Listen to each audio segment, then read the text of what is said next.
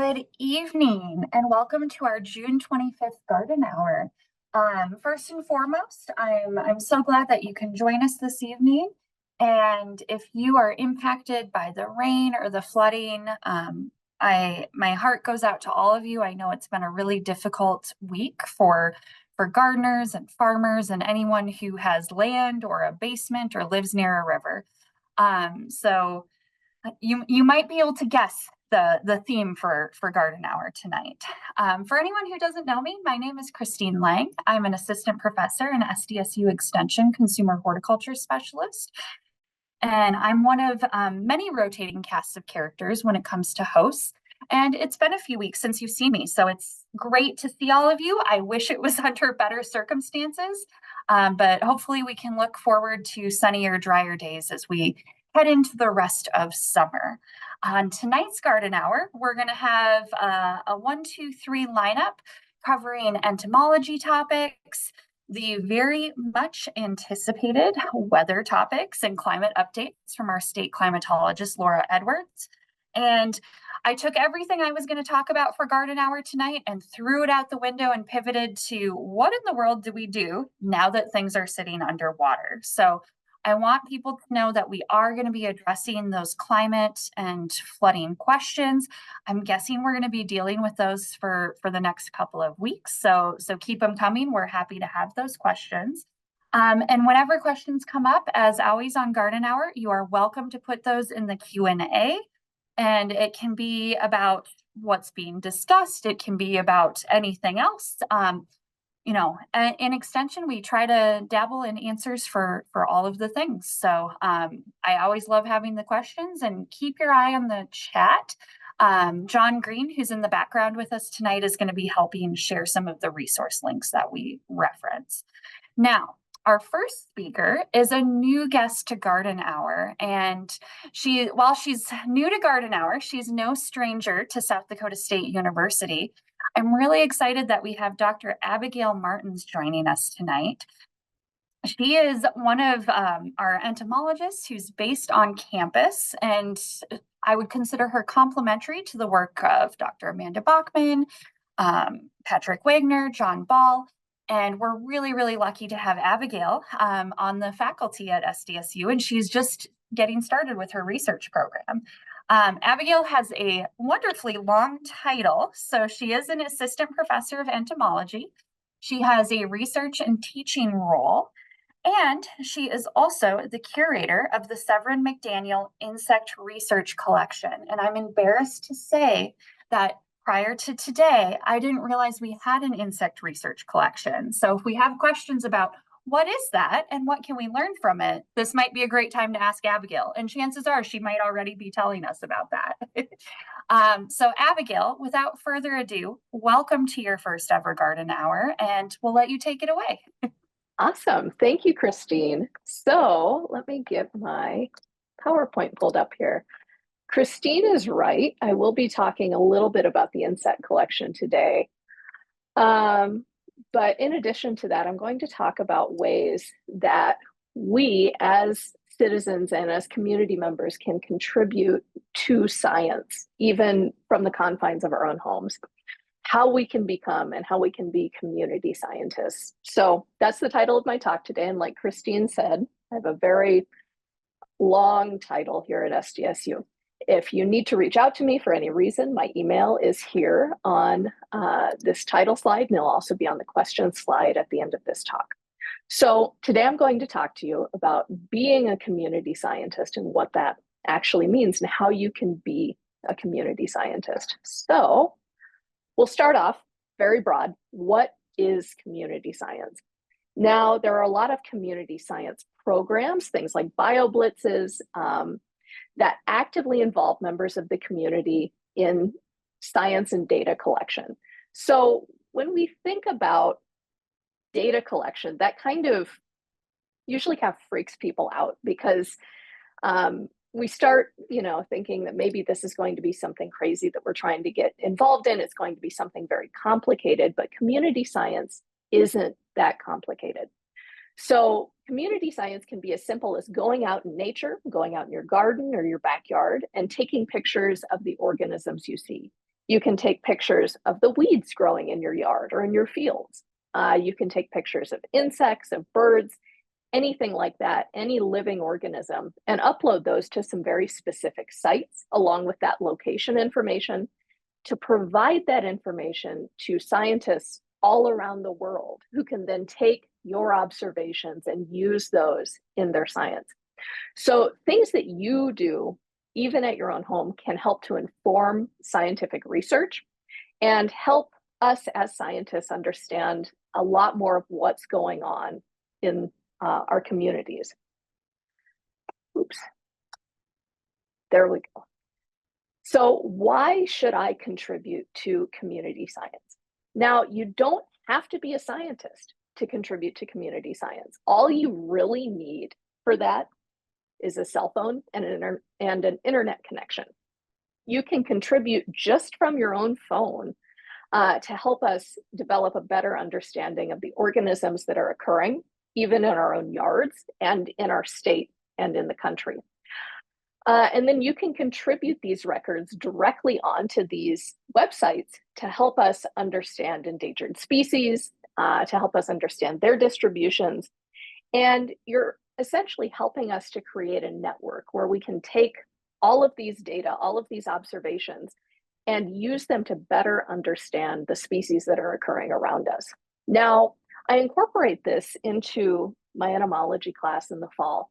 And we have a picture here of me with some of my entomology students. We go out in nature and we just interact with nature. We go out, we flip over rocks, we look at plants, we pick off the bugs, and we're trying to learn more about what those organisms are and what they do. Now, you can very easily also incorporate recording what you're finding in nature onto community science websites. And we'll talk about that here in a second. So my favorite community science website is iNaturalist, and it's a global community of amateurs and specialists from all over the world where people go on, take pictures of things that they're seeing in nature, and then publish these observations onto this website. So people are going in, they're documenting the things that they're seeing, and then they're sharing these observations, and they're available to people all over the world. Then you can have specialists interacting with these observations and providing identifications. Maybe you weren't sure exactly what species, for instance, of bumblebee that you have your pictures of. And then we can develop that data and use it in scientific research. So what you're reporting on these websites can be very helpful. There's also a relatively new app called Seek by iNaturalist, which is a little bit, I think, more engaging and fun, especially for a beginner. They come out with all sorts of monthly challenges and goals, and you can just go out in nature and record what you're seeing and try to accomplish those goals. And it's kind of fun and more interactive. So in terms of the use of iNaturalist, even just in the state of South Dakota, there are a lot of people that are already using these apps. You can see here on this map, this is observations of all organisms in the state of South Dakota. Now, to date, I think I took this screenshot this morning, we have over 161,000 individual observations of all sorts of organisms from across the state. Now, people might have specific groups that they're interested in. Maybe you're more interested in butterflies. Maybe you're just interested in figuring out what this plant is that you found on your property. You can take a picture of that, upload it to iNaturalist, and provide that location information along with your picture.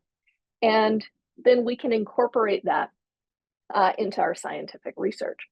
Now, here we have some examples of things that were uploaded just today. We have some spiders, we have some prairie plants, we have butterflies, maybe some sort of prostrate spurge down here towards the bottom, all sorts of stuff that people are going out and uploading onto iNaturalist that they're seeing in their own lives. Now, in terms of things that you can observe, I'm an entomologist. I love observing insects. So I like to go out in my own yard and document the insects that I'm finding. Now, to date, I think we found 6 or 7 individual bumblebee species using resources in our yard. And we also just go out if we're going on a walk or something and take pictures of things that we might come across. Maybe there's a beetle climbing across the sidewalk. So you just go out into your yard and observe different things in nature. And when you get these identifications from iNaturalist or from Seek, you can then use those names to go and learn more about the organisms that are attached to them. So I always recommend, especially to my students, to go outside, take lots of pictures, and make sure that your phone is saving that location information. So then you already have that tag associated with it, and you can upload it onto these websites very easily. Now, when we're trying to create these meaningful observations, of course, the first thing you need to do is take a photograph. Now, you're using your cell phone, and we're going to take a photograph here. Now, I walked outside my building on campus the other day and saw these ants all over the place, and they're coming out of this crack in the cement. And I took this picture and sent it to a friend who's an ant specialist and asked him, what the heck is this? Why are these here? And from this picture, you can't really tell a lot more than that these are probably ants. So this is not really the kind of picture that we're looking for when we're trying to provide this information on these community science websites. So there's not really enough detail with this. The image, the insects are too far away. So we want a nice detailed up close picture like this. So we're trying to create and provide that meaningful data. So we can see the individual ants here. You can see them pretty close up. And I think a lot of folks are kind of a little apprehensive about especially interacting with insects, but you're usually not going to encounter too many issues with that. So we have our nice close-up photo of our ants here. And then we download the iNaturalist app onto our phones and create our account. Then we upload our picture here, and you can provide whatever level of identification that you're comfortable with. If you're not sure at all what the organism is that you found, you can list it as unknown. If you think it's an ant, but you don't really know much more than that, you can list that it's an ant or a plant or a bird or what have you. And then down here towards the bottom, we have our location information and our date when this image was taken. So my image of these ants was taken a couple days ago, and it was taken at South Dakota State University. We have the latitude and longitude of the exact place where this photo was taken. If you're not interested in sharing that really fine location information, you can go down to the GeoPrivacy tab and click on Obscured, and then it won't show the exact location, but it'll show within a specific area.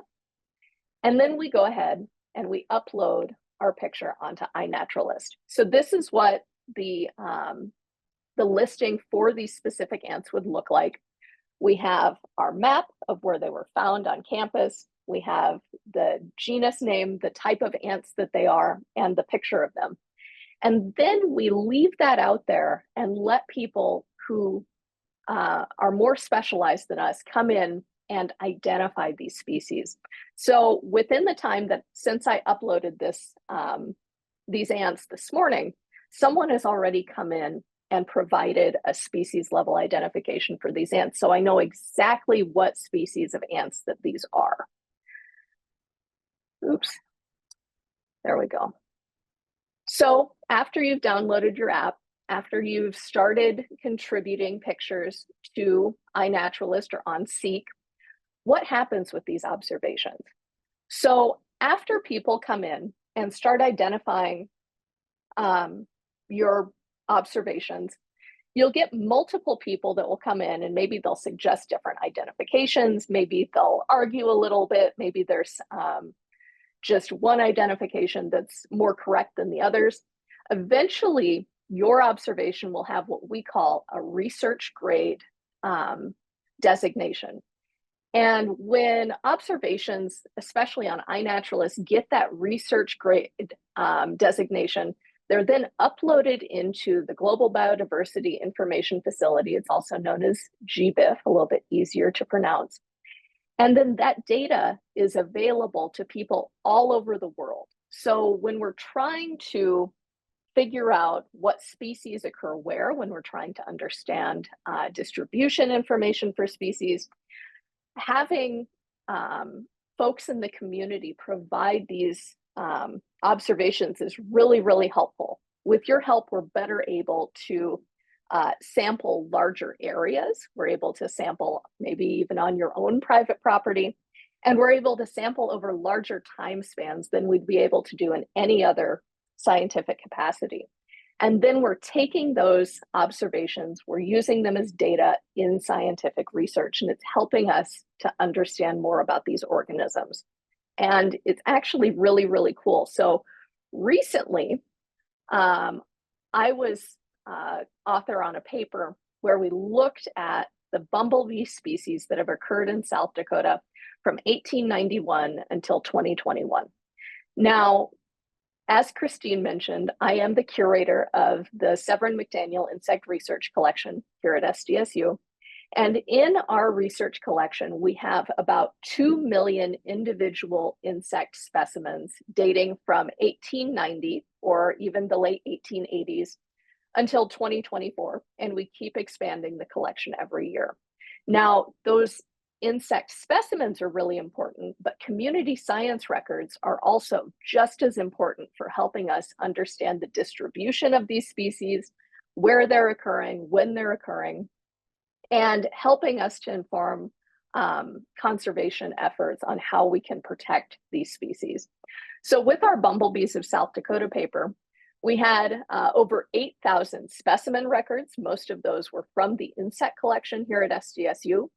But we also incorporated community science records from iNaturalist and a few other community science websites that allowed us to expand our understanding of bumblebee species here in the state of South Dakota. What we found from this is that a lot of our state is undersampled in terms of bumblebees, and there are a lot of rural areas especially that we don't really know what species of bumblebees are occurring there. So having these distribution records and having these community science observations are really, really important for helping us to understand what is going on with the organisms occurring in our state. So here's what the state of South Dakota looked like on iNaturalist when we were putting together the Bumblebees of South Dakota paper. Now, there are a lot of collections around major cities. We have Rapid City, Spearfish, Deadwood, down into Custer, Sioux Falls, Huron, Pierre, Watertown, Brookings, Aberdeen, and then that's kind of it. Now, even if you're just out driving around, you see something cool, maybe you see a snake on the side of the road, you can maybe not hop out, but you can take a picture of the snake, upload it, and we're filling in with even just observations like that, a lot of these empty areas on the map. And it's really important, not just for bumblebees, but for all organisms to continue documenting them and where they're occurring in the state. So with our Bumblebees of South Dakota paper, we found that we have had 29 species of bumblebees present in South Dakota within the state boundaries from 1891 until 2021. And we found that 19 of those species were actually reported on iNaturalist. Some of those species we haven't observed in a while, but we have those iNaturalist records that are really, really helpful for informing us on where these species are occurring. Now, I love using iNaturalist and using it kind of in a fun, competitive way with my friends and family, and kind of challenging each other on going out in nature and seeing who can observe the most diversity, or just having kind of fun little challenges like that. And then you can use these this app or these two apps, iNaturalist and Seek, kind of as a photo journal of all the organisms that you're finding. And you can go out in your backyard and document a lot of those species and kind of develop a better understanding of what these organisms are in our ecosystem. So anyway, If you have any questions, feel free to put them in the Q&A or feel free to reach out. My email is abigailmartens@sdstate.edu. And with that, I'll take any questions if there have been any. This has been kind of a spin-off away from the flooding information, so might have caught a couple people by surprise. Abigail, I think it's a fun, positive note to start tonight's discussion on. If anyone has questions or curiosities for Abigail, please don't hesitate to ask. Abigail, I'm so curious, with the size of the SDSU insect collection and the sheer volume of specimens, how much physical space does that take up? It's about 1,000 square feet. That's amazing. I just had to measure it the other day, so it is just about 1,000 square feet. Yep. So I'm picturing lots of drawers with lots of teeny tiny insects. Yep, lots of drawers. We have about 100 cabinets and about 24 drawers per cabinet. So that's a lot of drawers of dead dry bugs. Very cool. Well, we had a question come in. Are there multiple species of squash vine borers or multiple types that people should be aware of? I think squash vine borer is going to be on our minds. That's an interesting one. I'm not entirely sure on that. There definitely could be, but I'm only familiar with the one species, I think. All right. And as a reminder for folks, 'tis the season to start keeping an eye out for squash vine borer and looking for little burrow holes at the bottom of your squash plants. And I have a hunch that John Green might be able to help us out by dropping a resource into the chat for all of you. This is a fun question, Abigail. Is the insect collection ever available for viewing? Can the public tour it, visit it? What does that look like? That's a great question. So the insect collection isn't really set up for public viewing, but we do, or I do, occasionally lead tours. So if there is interest from anyone in the public to come and see the insect collection, feel free to reach out and I'm happy to schedule a time to take you on a tour and let you see some of our cool and interesting insects from South Dakota. Awesome. Abigail, we're going to have to add you to the list of potential tours when people come to campus. So, oh, absolutely. That'd be great. See McCrory Gardens. You can tour the insect collection. You can tour the research fields if you're interested in vegetables and cut flowers and high tunnels. So you could make a full day out of an SDSU visit. Yeah, that would be awesome. All right. Yes, we've got some master gardeners in the audience that thinks that sounds like a cool tour opportunity. Yeah, definitely. That'd be awesome. All right. Well, Abigail, I certainly appreciate it. I know you're going to hang out with us for the rest of the evening. And we'll pivot to talking about what in the world has been going on with the crazy weather in South Dakota. Laura, no pressure. I'm guessing you have been receiving a lot of phone calls, speaking requests, radio interviews. So thank you so much for lending us some of your time amid your busy schedule. But what's been going on and what can we hopefully look forward to on a more positive note? Yeah, it has been a wild week, to be sure. And thanks for having me again here today. So, yeah, it sure has been a wet one. And I'll show some numbers that illustrate just how extreme it's been. And really, for those of you who are down in the Southeast and happening to be on the call here today, really, I know it's really difficult. I'm not trying to simplify or make it sound easy what you're dealing with, but I know it's been very difficult the last week. Here's a picture from one of our colleagues, Connie Strunk, who lives in the Hartford area, and just making a little bit of fun with the flooded area in their neighborhood with a couple of kids there having fun. So maybe a reminder to look on the upside sometimes when you have these extreme events. I remember I'm in Aberdeen, we live out on the farm, and I remember my kids bow fishing, in the ditches for carp and stuff like that. So try to catch the fun when you can in between all the flooding, right? So we are talking about gardens, but I wanted to share some climate data with you. And these are some images shared on social media earlier today using satellite imagery to look at the extent of the flooding. And so The image on the left is what southeastern South Dakota looked like on June 16th. And then you see, and that's just 9 days ago, and you can see the Missouri River is kind of dark streak down through the lower part of the image. And then on the right, of course, is June 24th, just yesterday. So some areas I know had already receded by then, but certainly you can see the very large expanse of flooding in the Vermilion, Big Sioux rivers, in particular in the James River. Also, another way that we have measured the flooding in a way is using our mesonet stations. And we've certainly measured, I'll share some numbers of precipitation that we've measured at the mesonet sites. And this is the picture of the one at Sioux Falls, which is at Sertoma Park, behind the outdoor campus building, if you have ever been there. And this is what we found on the webcam from the station on Saturday.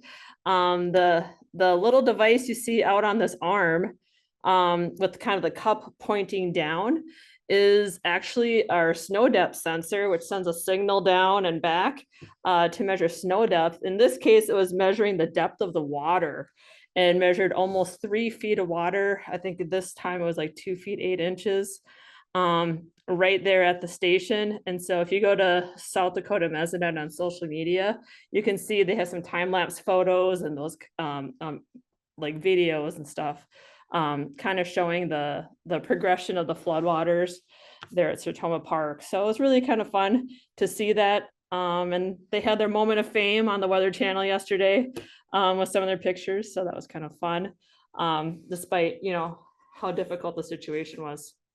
So looking at a couple different data sources, I'll share a few different data sources. This is first from the High Plains Regional Climate Center, just looking at departure from normal precipitation in inches. So how many inches above average have we seen the precipitation in the last 30 days? I could have showed percent of normal also, and that would have been like really crazy. But you certainly see here in the purple colors, that's 4.5 to over 7.5 inches above normal for the last 30 days in that area between Chamberlain or White Lake to Sioux Falls. Certainly, you know, that is, you know, 3 times, I'd say 300% of average. Average for this time of year is about 3.5 inches, I want to say, for most of that area. So really quite extreme. But look at further west, you know, for those of you who are calling in from Western or North Central, quite a different story. I know, really trending on the dry side, last 30 to 60 days around that time frame, and especially out west. We've really seen kind of a flip from earlier moisture this spring, and starting around mid-May, we started to see a drying trend. So we have 2 totally different stories going on as far as precipitation goes across South Dakota right now. Just zooming in a little bit on the southeastern part of the state. If you're a fan of Kokoras, I'm glad you're here. We use your data all the time. And I grabbed, this is a map of the stations that have reported most of the data for June. I think I asked for 90% complete record or something like that. So you can't have missed very many. But you can see some of these rainfall totals. I know some of the numbers are really small, but like Canton, 16.53 inches. There's also a Weather Service cooperative observer there that reported something very close to that. You know, a lot of 13s, 12, 13, 14 around the Sioux Falls area. So I just want to share with you, if you're a Kokoras observer, you've been really great in helping define some of the extreme precipitation events that we've seen over the last couple of weeks. I don't know if anyone's here from Southern Gregory County, but I know that we had some single day totals of 3 to 4 inches there about a week and a half ago. And I was questioning the mesonet because it only reported 1.5 inches. But sure enough, like that was right. The mesonet only had like 1.5 inches, and a few miles south had 3 or 4 inches. So Kokoros is really telling us a lot about the variability of precipitation across the state, and we love you guys.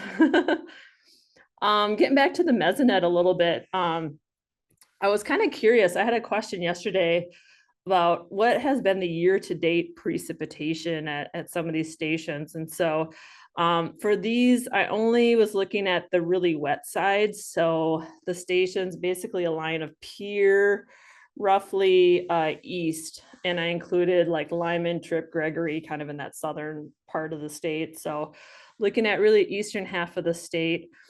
And I don't have, these are just in alphabetical order, but the first column is station name, and then how much rainfall the mesonet reported in June, and then how much rainfall they've had the year to date so far. And then the third column for each one is what percent of the year so far has come from June precipitation. And I did kind of mess around with the data after I put the slide together, and there's a large handful, I'll say, of stations that have 50% or more of their June precipitation contributing to their annual total so far. So really quite extreme for this time of year. No one's in the single digits. Everybody is looking at 20. I think the lowest was about 20%. Yeah, that's like Leola over here. So like 20% of annual was about the lowest amount we saw. And given we've had 6 months, almost 6 months, that kind of makes sense. And I compared, so you might see a station here that's nearby you. These are only the stations that have been in place in the ground since December. So I know there's a handful of new stations out there. So then I looked at some other data to see what's the historical percent of precipitation that June contributes to the annual total. And when we look at historical, how much does June contribute to the annual total? We have 2 different periods here. One is the entire climate record that we have at the moment, 1895 to 2022. That's 128 years of record. You can see the green colors are kind of on the map on the right here. So in southeastern South Dakota, where we saw 50% roughly of annual come from June so far, typically we're more in the teens, 14 to 17%, less than 20%, and say around 15 or so. If you're in the central, some of these darker green colors, those are more in the 17 to 20% range. And so, yeah, we're looking at, no matter where you are, at least in eastern South Dakota, we're seeing the June precipitation a much higher contribution. Granted, we're only halfway through the year, so we don't have the other 6 months yet. When we look at just the last, a more recent 15-year period, which some people look at 15 years as kind of a short-term climate normal or average. And there we see the Northeast maybe not contribute as much to the annual precipitation, but still the Southeast is still in that, say, 15% range, more or less. So again, yeah, we're seeing enormous contributions from June. We don't see flooding like this often. I don't know. I'm guessing a lot of you have lived here for quite a while, but maybe if you're from the Canton area, south of Sioux Falls, you might remember June of 2014. I believe that month had 19.2 inches of rain, something very similar to what we've seen this June as well, but that was more localized and really on that lower portion of the Big Sioux River. The event we've seen this year, much more widespread. And seems to be longer lasting as well. We are seeing quite a bit of stream flow, and I'm not going to show stream gauges, but we are seeing some stream gauges, exceeding 2019 flood levels in some areas. So that's really, really quite significant. 2019 is the wettest year on record for the state of South Dakota. And certainly those in the Southeast remember that year pretty well too. Looking at the temperature side, a little bit of a different story. This is look at the last 30 days. So just kind of capturing a more recent period of the growing season. I'm guessing a lot of you had things growing in the garden and the yard before Memorial Day, but just looking at a recent 30-day period, we've had temperatures kind of scattered all over the place. You know, when you're looking at the oranges and reds, those areas are warmer than average. The greens, blues, purples are cooler than average. So really kind of a mixed bag, you know, and really very localized. I'm guessing if you took a statewide average, it'd end up to be about near average or about near normal, I should say, because we're just kind of all over. You can kind of see some clusters like in the south central part of the state, kind of trending slightly on the cool side in the greens. You know, maybe more of the warmer colors out west, but you know, you see some cooler spots too. So yeah, really not a lot of consistency in temperature, where we've seen both hot and cold periods week to week. Like last week was cold, the week before that was pretty hot. So yeah, a lot of fluctuation in temperature recently. Looking at soil moisture, maybe I should have put this before the temperature part. This is looking at the Mesonet data again, from those weather stations, and they each have, almost all the stations, I should say, have 5 soil sensors. In reality, they're not equally spaced, like you see in our poker chip map here. But you can kind of generally tell, relatively speaking, you know, the wetter colors are the blues, the greens are medium, yellows and oranges are on the drier side. So you can kind of see where out west, we're starting to see some shallow soils dry out with some of those yellow discs on the shallower soil depths. Greens and blues kind of in the middle, and then certainly the real excess moisture areas in the southeast with very, very wet soils or saturated soils with that bright blue color.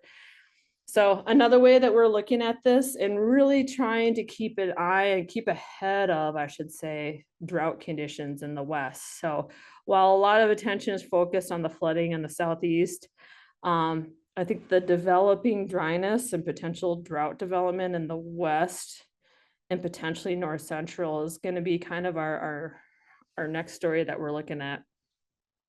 This is the U.S. Drought Monitor as of last week. And remember, this is a weekly product, so they can change week to week based on precipitation events, stream flow, heat, you know, looking at heat demand, vegetation condition, all kinds of things. And certainly in the summer, things can change rapidly week to week. Right now, or as of last week, this is what the map looks like. We have an area of D1 drought in the northwest. Part of that, I'd say, is residual from the winter season. So that has it. I think that's actually a slight improvement from where we had in the late winter season. Elsewhere, though, we're kind of seeing this expansion of this yellow, which is just abnormally dry conditions. It's not quite drought yet. But I'd be curious to hear if you have comments, if you're seeing really more droughty conditions. But what I've been telling some of the forage pasture kind of folks out west, I was in Sturgis last week, you know, saying, you know, the rain is kind of cut off and temperatures, well, when we were there, were kind of warm, or no, they were cool, but they had been warm. And thinking, you know, you might be thinking about this might be it for rain in our wet season and what that might mean for forage production, which would be less, not so good. So thinking about that, if you're on the farm situation. All right, so we're looking to the outlook a little bit. I've kind of touched on the flood and the drought stories, depending where you are. Looking at 6 to 10 days out, kind of a cool area kind of set up over the northern tier states. South Dakota is kind of on the fence on that. And this would be right at the turn of the month, June 30th to July 4th. Or the northern area might be cooler, southern area might be warmer. On the same token though, precipitation on the right-hand map, some increased chance of precipitation at that same time, right around the flip of the calendar. So something else to think about in that 6 to 10 day time period. 8 to 14 days out, we see warmth, odds leaning towards warmer temperatures, kind of creeping up from the south, southeast. Not quite high confidence, I'd say, all across South Dakota, but higher confidence in the southern part of the state there. And then again, on the right-hand side, you see increased precipitation chances. Again, this is that first week in July, say July 2nd to 8th, something along that line. So looking at a turn towards maybe warmer temperatures as we start July.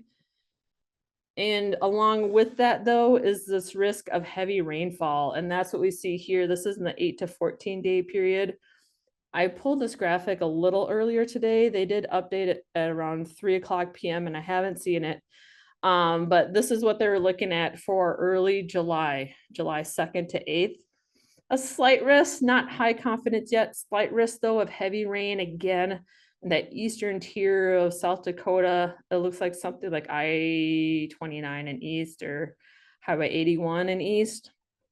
So I know not the area that needs more rain, but that's the way that the chips are falling right now as far as the wetter pattern in early July. Hopefully it doesn't spoil your 4th of July plans too much. I know people like to do fireworks. One upside, however, kind of throwing in a funny one here, no risk of heavy snow in the first week of July. So we're all clear on the snow side, even Alaska. And then jumping ahead here, this was released last week on Thursday from the Climate Prediction Center, the July outlook. So like I said, as we start July, we start to see the chances of warmer temperatures kind of creep up from the south across our state.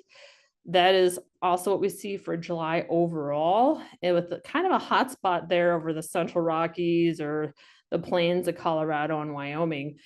So we're right in that area that's favored to be warmer. And on the right side, also odds leaning towards drier than average conditions also in July. So despite the fact that we see some increased chance of wetter the first week of the month, a lot of indicators are looking at a change in pattern as we get beyond that time and later into July. I will say a couple things here. One is generally these outlook maps have higher skill in the temperature side of things than precipitation, especially in summer as we get those, pop-up thunderstorms, kind of convective activity like that kind of storm. But on the other hand, they've been very consistent in these outlooks in showing a dry pattern setting up around this time of year and through the rest of the growing season. And I will show that next, where this is July through September now. So the next 3 months kind of all put together, including the one I just showed you. And so we do see, again, odds leaning towards warmer than average conditions, not as high confidence, not as high probability for the 3-month period overall, but again, almost the whole country except for the far west coast is anticipated to have warmer than average conditions in July through September. And on the precipitation side, again, odds leaning towards drier, especially if you're in the western or southern part of the state. So this is why I'm a little bit concerned about drought out there. I know some of you that have backyard gardens or smaller acreages, you might have, watering irrigation that you can do. But certainly, take care of those things as you can, because it looks like warm and dry is more likely here in the mid to late summer. And that could prove to be a challenge for some of your production, especially if you're like doing a farmer's market and those kinds of things. So that is what and I would say too, they're having some confidence here in the precipitation outlook. They've been very consistent, showing almost the same pattern for a few months now. So I'm tending to have a little more confidence in it, but we have it. We have a little time yet before it verifies, but it's starting already with that dry trend out west for sure. So with that, I'll throw my contact information on the screen here, but I'm happy to take some questions. Throw tomatoes at me, whatever you got. I'm happy to answer. Well, Laura, it's definitely, I think the thing that's going to stick with me is the split between below average moisture and above average moisture. So it really is a tale of two extremes. Yeah. Well, I'll invite folks again, if you have questions for Laura or you think of questions for Dr. Martens, who is still in the background with us, don't hesitate to ask. And we'd be remiss tonight if we didn't talk about the now what component. So this is far from an exhaustive list of resources, but I wanted to highlight some things. And again, John's going to be helping me in the background to drop some links and resources. And for folks who are watching this after the fact, I'm trying to use more QR codes. And if you pull up your phone camera and hover it over the screen, when you see these certain weird green, or not green, these certain goofy squares, you'll often see a prompt to click on a website link and you'll be able to open those resources. So I'm testing it out to see if it makes it a little bit easier for people who are watching the recording.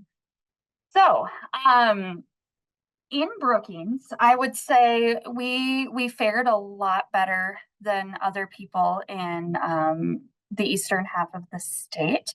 This is a picture of the local apple orchard that was experiencing flooding from 6 Mile Creek. This was on my walk to work on Monday morning.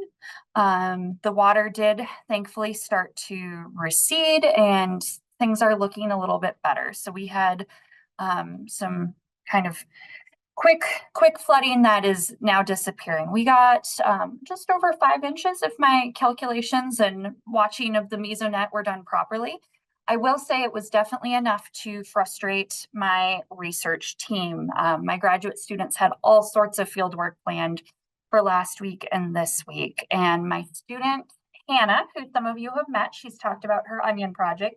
She was really excited to get into the field before she traveled for some of her research activities. And she found Sunday morning when she went to step in her onion field that she sank well to her ankles.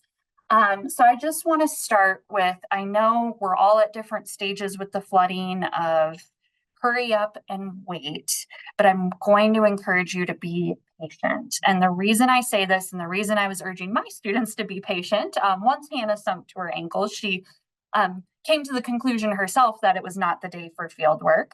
Some of my team tried to mow some of our clover cover crop plots yesterday, also still too wet. And they proceeded very cautiously on mowing and weed eating today. And honestly, I think are going to do more of those activities, hopefully tomorrow or Thursday. So one of the big reasons we want to be patient is the floodwaters themselves can contribute to compacting the soil. But if you're walking, driving, trying to mow on wet, squishy ground, you're compacting that soil, which means you're getting rid of all of those pore spaces. And those pore spaces contain the oxygen. They allow room for roots to grow. And one of the reasons that flooding is so damaging to plants, especially when soils, lawns, gardens, etc., stay flooded for a week or more, is that lack of oxygen that's getting to the plants, because plants actually do need access to oxygen around the root zone. So just really try to be patient, give that soil time to dry out, because once that soil is compacted and squished tight without all of those pore spaces, it can be really hard to undo that. And it can actually take years. And I realized that Hans's article is, about compaction and farm soils. And he wrote it back in April, but here we are, little over 2 months later, and it's really relevant information. And he had some great research piled into this article as well. So I'd encourage you, while you're waiting for your soils to dry, to take a look at Hans's article on soil compaction, because it just kind of helps inform why we want to be patient. And I just want to walk through a few different scenarios for what to do. For anyone who's dealing with flower gardens, so we're talking about our annual flower gardens, maybe our perennial landscaping around our homes, or out in our perennial plantings elsewhere on your property. At this point, you're going to know in about 1 to 2 weeks if those annuals or perennials are going to make it. And we're actually going through the same thing with some of our trial plots at McCrory Gardens. I received an update from the team that some of those plots are sitting pretty wet and soggy. So some damage you're going to want to keep an eye out for: yellowing leaves, brown dying leaf edges, starting to drop a lot of leaves. If you see discolored or weak stems, or if plants are just totally completely dying, especially if floodwaters are sitting over that plant material for a week or more. At that point, once that water has receded and things have dried out, so you can get in there, removing that plant material and thinking about a till or a no-till approach to manage the soil would be recommended. There are definitely some opportunities to replant. This might be the year to try some direct seeded, wildflower mixes, some quick growing plants, things like borage or cosmos or bachelor's buttons, or even some of the zinnias or the short season sunflowers, just something to cover that soil. Just because I know we're going to need some positivity after losing those flower gardens. If you're looking to reestablish perennial plantings, there are certainly opportunities to go to your garden centers and purchase quart or 1 gallon perennial plants. As we head into July and August, that can be a rather stressful time to put those plants into the ground, especially if we're going to get the hot, dry conditions.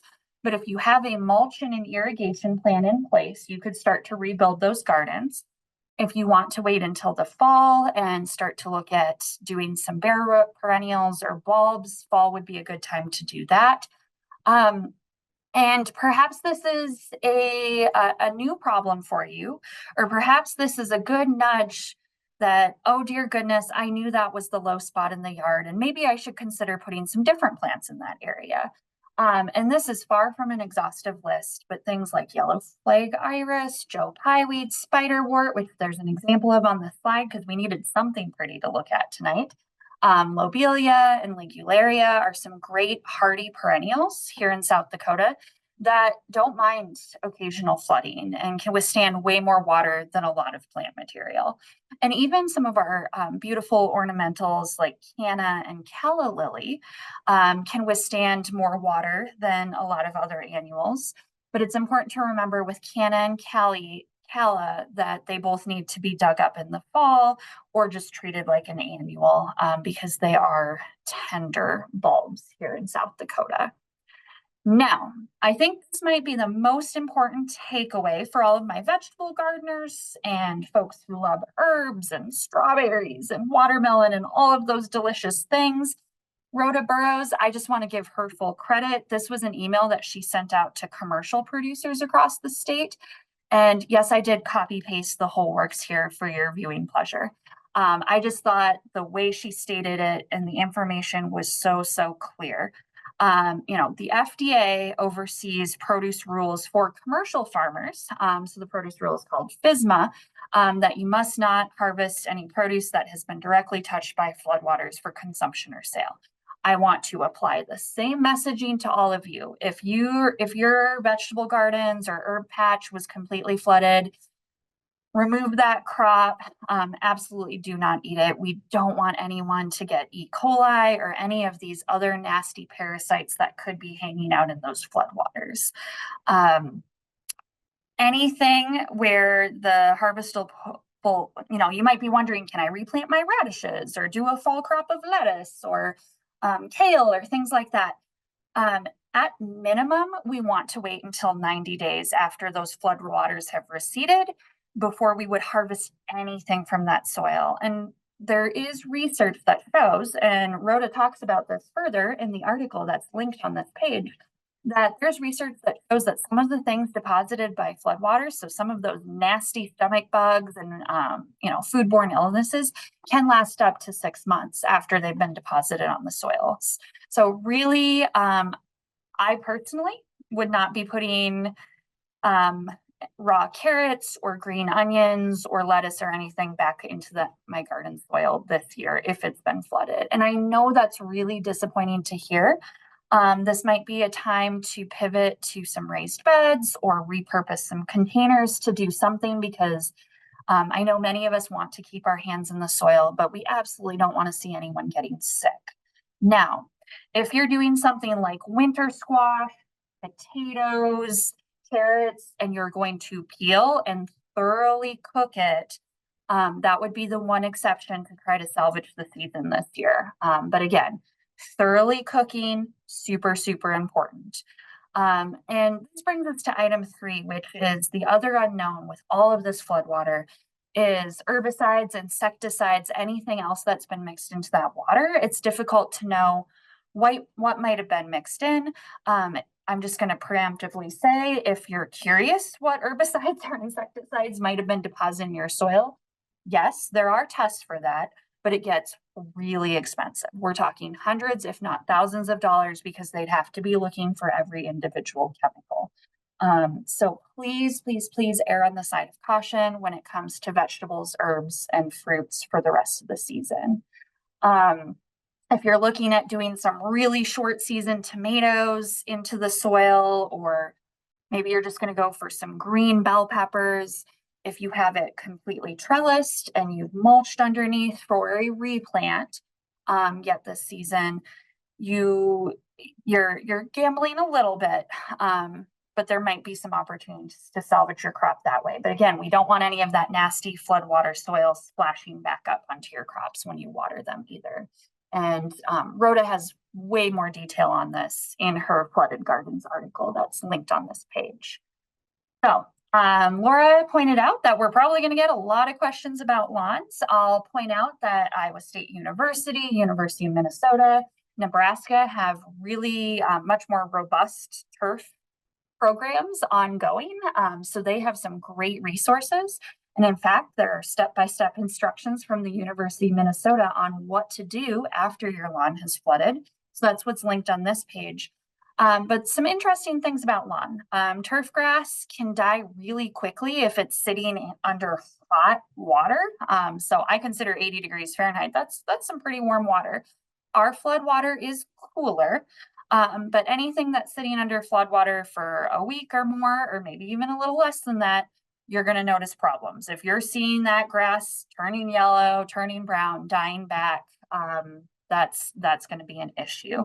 Kentucky bluegrass with their rhizomes, if you start to see some death at the top, there's a chance it might come back.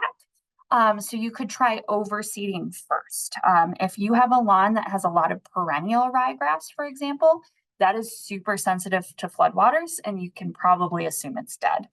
I thought this was interesting, but just an inch of that silt or sludge can cause lawn damage. So once things are dry, removing that debris, and if you're able to rent an aerator to aerate that turf, that's going to go a long ways in trying to restore your lawn. Remember, reseeding cool season grasses, which is, things like Kentucky blue, a lot of our fescues, our perennial ryegrass. It's going to be really difficult in July and August because you just have to keep so much water on it. And the natural intention of cool season grasses is they aren't meant to grow in really hot temperatures in July and August. That's typically when our lawns go dormant. So I know this is another hurry up and wait, but you're going to be in a much better situation if you work to reestablish your lawns in late August, if you're going to do a reseed.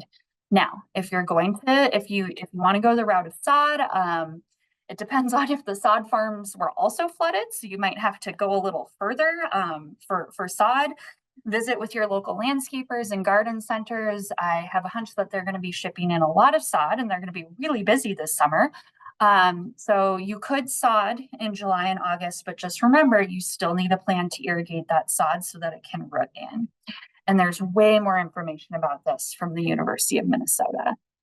Now, I'm never going to speak for John Ball, but I know that folks might be feeling anxious about their trees and shrubs. And so I just want you to know that John had a section on this in his June 19th tree pest alert. And I have a hunch that he'll be touching on it again next week. So please, please, please check out the SDSU Extension tree pest alert, where John Ball is putting out all the latest information on what to do with flooded trees and shrubs. And know that we'll have him back on next week or the week after, and you can certainly pitch all of your questions to him at that time as well.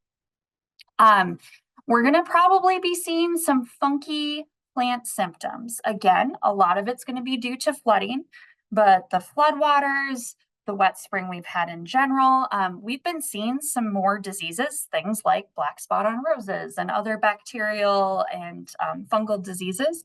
So if you suspect a plant issue that may not be related to flooding, or maybe it is related to flooding, but just a reminder that the SDSU Plant Diagnostic Clinic is here to help. And whether you have a commercial vegetable farm, a cut flower farm, a backyard garden, a commercial landscaping business, the Plant Diagnostics Clinic takes samples from all of you and is here to help for the sample fee of $15 plus additional charges if they need to run more extensive tests. And kind of related, maybe a slight pivot, is we've compiled some resources to stay safe on specialty crop farms. And flooding was one of the things we did not talk about, but we did talk extensively about food safety and pesticide safety. And Laura was on one of the sessions we hosted about, heat and smoke and climate impacts and what that does to our bodies and how we stay safe working outdoors. So I would say, especially the section on heat and climate and projections and how to protect yourself would have some great applications for home gardeners as well.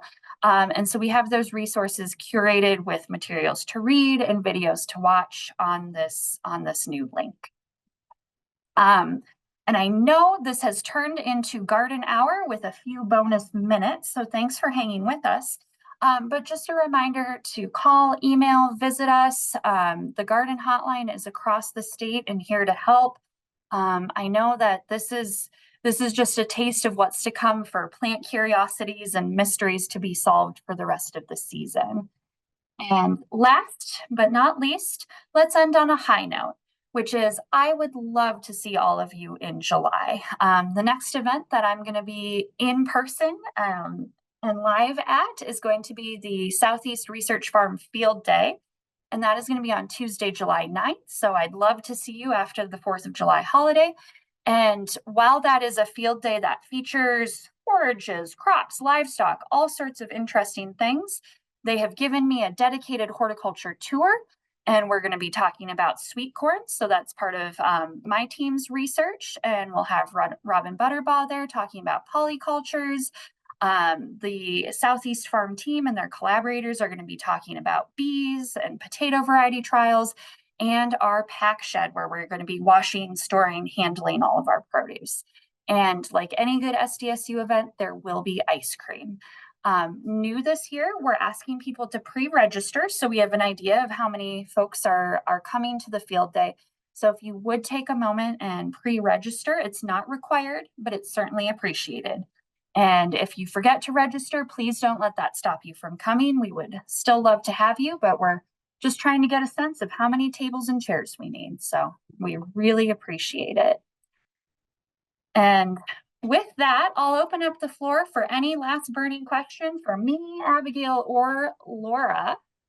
And it looks like, Abigail, you might get the last word tonight.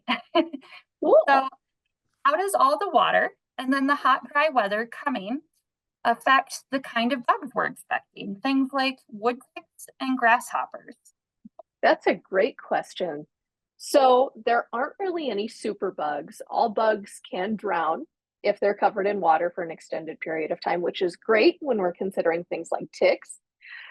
But the things we're going to want to be concerned about, especially with all this flooding, are things like mosquitoes and biting flies. Our non-biting flies are also going to be out, and we're going to be seeing a lot more of those. So make sure that you're using bug spray and maybe wearing some protective clothing if you're going out in your yards, and making sure that you're not being bitten up by a lot of these flies and mosquitoes.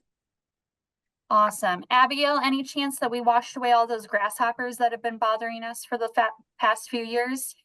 I wish. I guess we'll find out.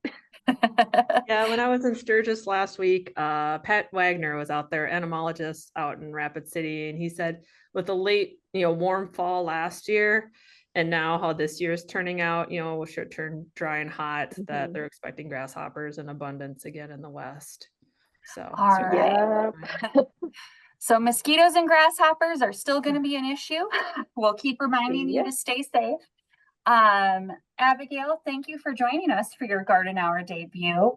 And Laura, again, thanks for joining us from the road. It's really great to, I'll just wave at you because I know you're actually in the next building over.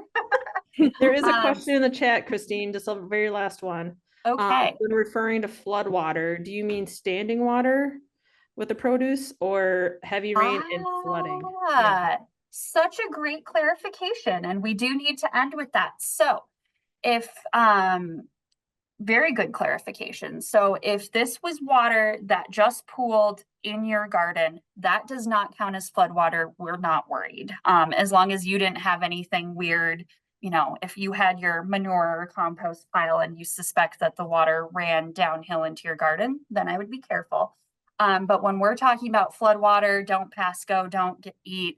We're talking about like rivers rose, drainage dishes rose, and they covered your property, or, the sewer system backed up, or things like that. But if it was just inherent ponding, which is what happened in my research fields, A-okay. 6 Mile Creek did not reach my research fields. Had that happened, we would have had way bigger issues in Brookings. So very, very good clarification. And Rhoda Burrows also doubles down on that clarification in her article. So thank you. I guess I got the last word, which tracks because I'm the host. But again, Laura, Abigail, really appreciate it. For everyone who has stayed on for a few bonus minutes of Garden Hour, really appreciate it. And stay safe, stay patient, and hopefully we can look forward to some brighter days ahead next week. So until next time, have a great week, and same time, same place for Garden Hour as we head into July. So have a great night, everybody.